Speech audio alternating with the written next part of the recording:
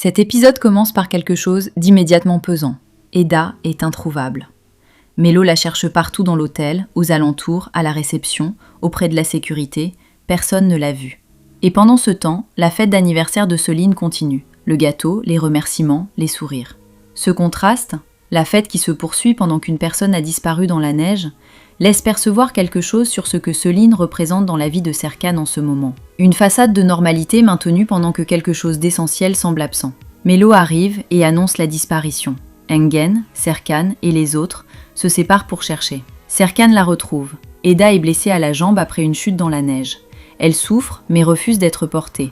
Et ce refus, on peut le lire comme quelque chose de plus que de l'orgueil. On a l'impression d'une femme qui a décidé de ne plus avoir besoin de lui, même quand elle a besoin de lui. Ils trouvent une cabane. Serkan allume la cheminée. Quelque chose de presque domestique s'installe entre eux. Deux personnes qui se réchauffent, qui soufflent, qui reprennent leurs esprits. Et puis Eda remarque son collier autour du cou. Serkan l'avait trouvé. Il avait oublié de le lui dire. On retrouve ici quelque chose qui ressemble beaucoup à sa façon d'agir. Il garde, il n'explique pas. Et elle lui reproche aussitôt d'être venue pour le collier, et non pour elle. Serkan masse la jambe d'Eda pour soulager la douleur. Elle se méfie. Il invoque la circulation sanguine. Prétexte médical ou besoin de contact? On ne sait pas vraiment, et la série ne semble pas vouloir trancher. Ce massage donne l'impression d'un moment intime que ni l'un ni l'autre n'avait prévu. Et au milieu de cette intimité, les reproches reprennent. Elle lui dit qu'il a laissé sa fiancée seule le soir de son anniversaire. Lui s'énerve, estime qu'elle devrait le remercier. Elle refuse, elle ne lui a jamais demandé de venir. Et puis il lâche cette phrase qu'il a déjà dite et qui revient encore. Aucun autre ne peut la toucher. On sent que quelque chose en lui l'a dit sans vraiment choisir de la dire. Ils évoquent leur relation passée. Un amour sincère, dit Eda, mais marqué par des disputes constantes. Serkan semble douter qu'un tel amour puisse exister vraiment. Et Eda lui répond quelque chose de simple et de dévastateur. Qu'ils se comprenaient d'un simple regard, qu'ils ressentaient les mêmes choses. Elle dit que l'amour, c'était rester ensemble malgré tout.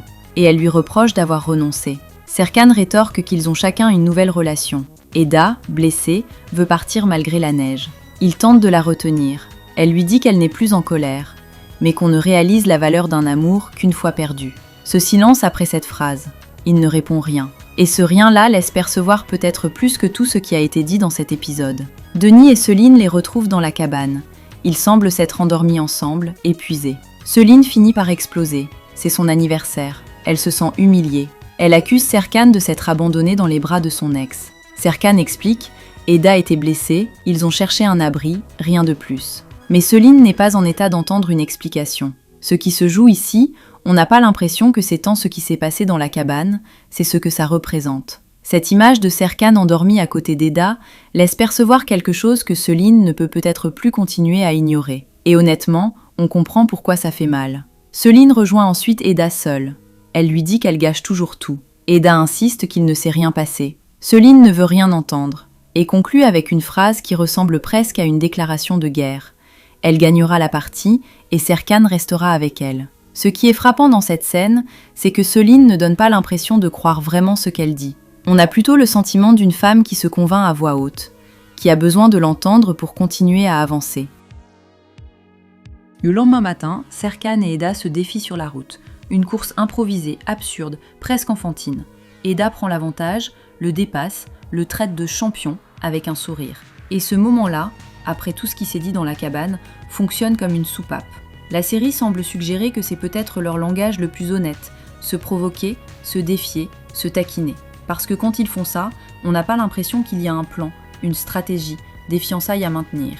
Il y a juste deux personnes qui semblent ne pas pouvoir s'empêcher de jouer l'une avec l'autre. Céline, après avoir explosé la veille, s'excuse auprès de Denis pour son comportement. Et puis, la série laisse percevoir quelque chose d'intéressant. Céline donne presque l'impression de se positionner en victime pour que Serkan culpabilise. Elle reconnaît que rien de mal ne s'est passé dans la cabane. Mais elle semble décider d'utiliser la situation à son avantage quand même.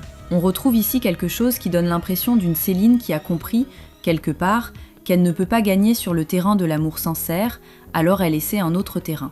On n'a pas l'impression d'être face à de la malveillance pure, plutôt face à une femme qui fait ce qu'elle peut avec ce qu'elle a. La réunion. Serkan annonce qu'il offre 5% des actions de l'entreprise à Céline. Un cadeau d'anniversaire, dit-il, qui lui appartient déjà depuis longtemps. Céline refuse d'abord. Serkan insiste et finalise le transfert. Les autres actionnaires protestent. il aurait dû les consulter. Eda paraît furieuse d'avoir été tenue à l'écart. Ce geste de Serkan est difficile à lire avec certitude. La série laisse ouverte plusieurs lectures possibles.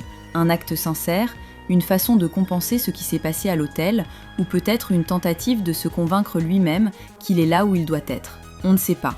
Et on a l'impression que Serkan lui-même ne saurait peut-être pas répondre. Céline prépare ses affaires. Elle dit qu'elle n'a plus de patience, qu'il n'y a plus d'autre solution. Pyril tente de la retenir. Céline insiste. Et Pyril, en larmes, confie à Engin que Céline semble vouloir quitter son travail à cause de ce qui s'est passé à l'hôtel, avant d'ajouter, avec ce sens du timing qu'elle seule maîtrise, qu'elle vit tout ça comme une montagne russe hormonale. La série ne rate jamais l'occasion de glisser un peu de légèreté exactement là où on en a besoin. Aydan arrive chez Ayfer déguisé en star de cinéma, perruque, lunettes, tenue de quelqu'un qui ne veut absolument pas être reconnu et qui attire immédiatement tous les regards. Elle semble nerveuse, demande à entrer vite. Et la raison de cette nervosité, on la connaît depuis l'épisode précédent. Elles pensent toutes les deux avoir causé quelque chose de grave à Alex. Elles ne savent plus où il se trouve. Aydan semble convaincue qu'elles sont complices. Ayfer semble nier, elle n'a fait qu'aider à déplacer quelque chose. Honnêtement, cette scène m'a fait rire malgré moi, parce que la façon dont ces deux femmes gèrent une supposée catastrophe est à la fois totalement irrationnelle et parfaitement cohérente avec qui elles semblent être depuis le début. Elles retournent là où elles avaient laissé Alex. Il a disparu. Ce qui semblait être une situation irréversible est maintenant un mystère entier. La série semble suggérer qu'Alex est probablement vivant quelque part, mais elle prend un plaisir évident à ne pas le confirmer tout de suite, et quelque chose qui ressemble à de la panique totale s'installe entre elles. Ayfer ordonne à Aydan de se taire pour ne pas attirer l'attention. Après tout ce qui précède dans cet épisode, cette scène absurde est exactement la soupape dont on avait besoin. Ce que cet épisode laisse percevoir surtout, c'est que les cabanes dans la neige révèlent ce que les hôtels 5 étoiles cachent. Serkan et Eda, sans téléphone, sans plan, sans stratégie, juste une cheminée et une jambe blessée, ont eu une conversation qu'ils ne semblent plus pouvoir effacer. Eda a dit que l'amour s'était resté malgré tout. Serkan n'a pas répondu. Et ce silence-là, honnêtement, me semble plus parlant que n'importe quelle réplique de cet épisode.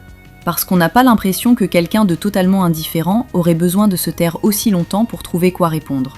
Dites-moi en commentaire, cette phrase d'Eda, on ne réalise la valeur d'un amour qu'une fois perdu. Vous pensez que Serkan l'a vraiment entendu? Ou on a l'impression qu'il continue à se protéger derrière le silence? Je lis tout. Un like et un abonnement, ça m'aide vraiment à continuer chaque semaine. Merci d'être là. Rendez-vous tout de suite pour l'épisode 102, les conséquences des actions de Serkan, Céline qui donne l'impression de se repositionner, Alex qui semble avoir disparu dans la nature, et Eda qui avance malgré tout. J'ai l'impression que les choses vont commencer à se dénouer d'une façon qu'on n'attend pas.